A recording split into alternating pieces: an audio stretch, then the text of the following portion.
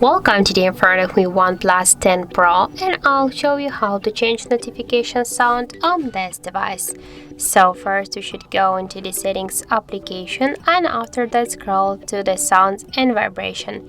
Here you'll see the notification sound section. Click here, and now just we got selected this illusion one, and just to change notification sound you should select one from this available sounds. As can you see, that's really simple. And also you can set here the one from this melodies, or if you want you can also set your custom notification sound from your device. But how to do that, you should just find another video on our HardReset YouTube channel.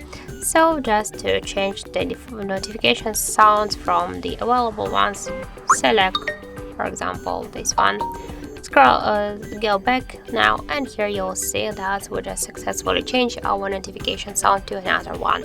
So that's it. Thank you for watching, and if you find this video helpful, don't forget to leave a like, comment and to subscribe our channel.